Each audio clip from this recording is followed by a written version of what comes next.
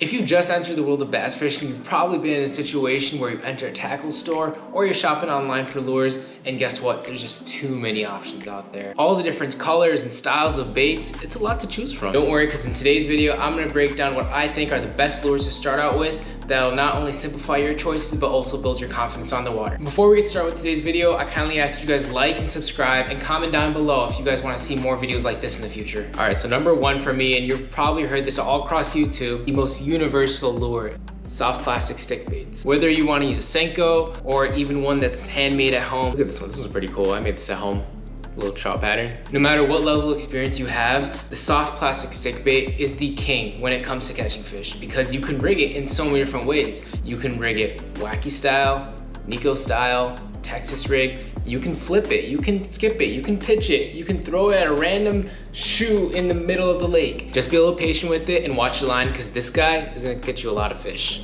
All right, now that we got stick baits out of the way, number two is gonna be more of a general category, which is gonna be your Texas rigs. Whether that's a craw or another creature, a lizard like this one, it's gonna be your all-wheel drive soft plastic lures. It's probably one of the most weedless lures to fish. It'll slip in and out of any type of cover. You can also fish them weighted or unweighted. You can fish it fast, you can fish it slow, you can finesse fish it, you can power fish it. I'm actually gonna show you guys how to rig one up real quick. So I got a lizard over here, and all I'm gonna do is I'm gonna take, this is a 3/0 EWG style hook.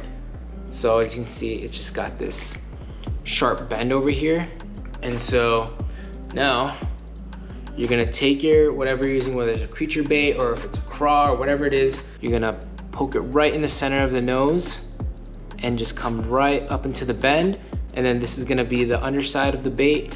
You're just gonna pop it right out, just like that, the bend, and then push it all the way through, slide it down. And once you get to this point, you're gonna rotate it, pull it up towards the shank, and it's gonna lay flat like that. Now, the most important part is you're gonna wanna match it up so that when you poke it through the other side, it's not gonna be sticking out weird or anything. It's just gonna be right through the middle. So I'm just gonna line that up, find where I'm gonna poke it through, bend it a little bit, find the center of the bait, and pop it out just like that. Now, as you can see, sometimes with certain lures, this one's a really skinny lure, so it's gonna pop out a little bit like that. All you gotta do, you're just gonna expose it, which means you're just gonna skin hook it like this. So you're gonna pull it up and over the point of the hook, just slightly, just enough so it's buried in there. And that way you can run your finger over it and it's not gonna catch you. When a bass comes to eat it, it'll pop that hook point right out and it'll get stuck. All right, let's rig another one, for example. So this is gonna be a craw. So same thing, hook point, make sure this is the backside of the bait to the front. I'm gonna poke it out to the backside first. Just pop it right through, and right at the bend. I'm just gonna find the center of the back, and I'm just gonna stick it out, push it through all the way. Once you reach this bending part, you're just gonna twist and pull, slide this up, so this little notch over here is good. And then I'm just going to find the other side of the bait, center it, and line it up, and just pop it right out. And then I'm going to make sure that's straight as I come out. Sometimes you're gonna have to readjust it a couple times. And there you go, just like that. Nice and straight. Hook is flush with the bait, and it's not hidden underneath the plastic. It's not pointing out too much. It's just perfectly flat in there. If I run my finger over it, it'll catch, but I can also expose it like we said earlier, just by pushing a little plastic on top of the hook point, and my finger runs right on top of it. But if I just poke it out a little bit, then the hook point is exposed.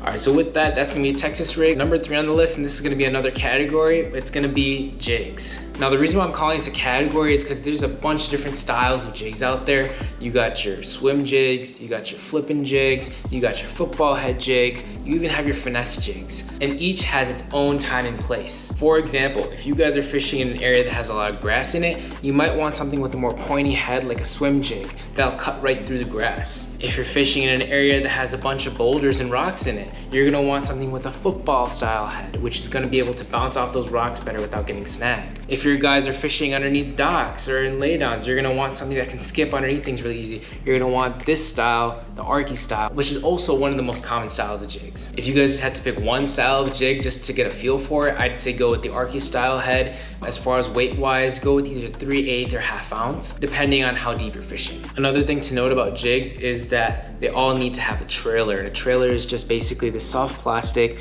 that hangs on the hook on the back of the jig. That just gives it a little more lifelike action, and it'll entice the fish to bite a little more. Also make sure that the size of your trailer matches the size of your bait. You don't want the trailer overtaking the bait and you don't want the bait overtaking the trailer. It's not gonna catch you a bunch of numbers of fish, but it's gonna catch you the big ones for sure, since it's got a bigger presentation in the water with the skirt just pulsating and the trailer's kicking, enticing them to bite. All right, next up on the list and one of my favorites is gonna be the chatterbait, AKA bladed jig.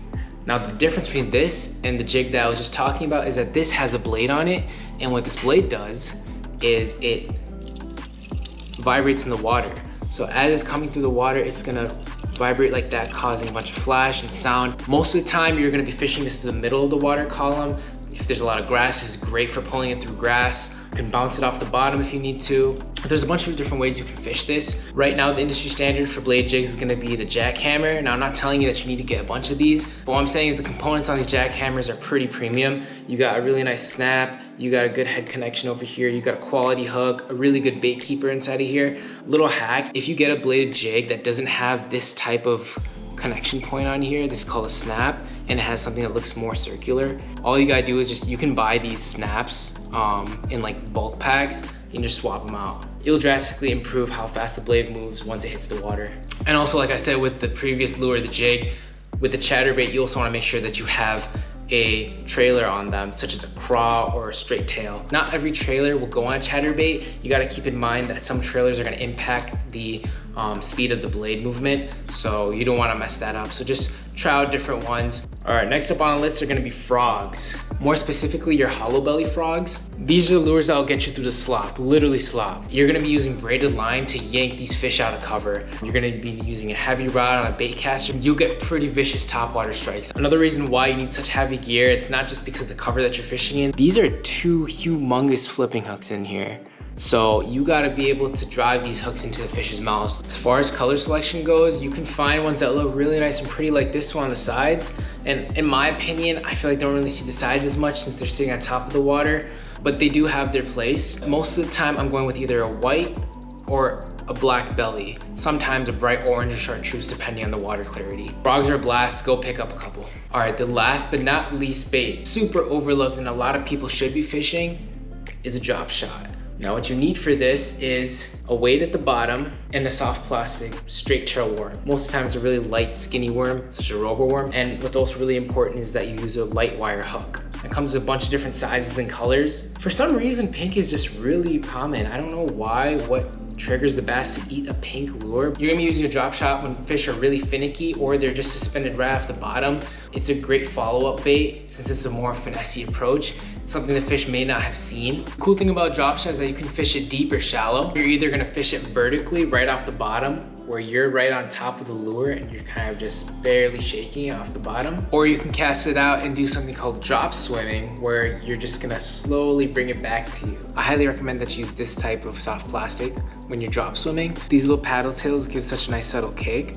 It makes it look like it's an actual bait fish fleeing. As far as weights go, I recommend using this style of weight. This is a more cylindrical weight. You get a bunch of different styles. We'll get teardrop and you get round ball style shapes. For the size of weight, I recommend anywhere from 3/16 to a 1/4 ounce. That'll get you by in most situations. If you're fishing anywhere from 10 to 20 feet plus, I would recommend using 3/8 or heavier based on how deep you're fishing. The gear you use is also gonna depend on the weight that you're using. If you're using the lighter end of the spectrum, you're gonna go with more of a spinning setup. If you're using anything 3/8 or heavier, I would highly recommend using a casting setup. Now, if you guys made it this far into the video, let me know down in the comments below what your favorite was and what you're gonna be picking up. Those are the ones that I think, in my opinion, will set you up the best for success. I know that there was a bunch of different options that I just listed. Go with what gravitates to you more. Master one thing at a time. Start with one technique and then move on to the next once you build confidence in the first. That's all I got for this video. Let me know if I missed anything or anything else you guys would like to see. I'll see you guys in the next video.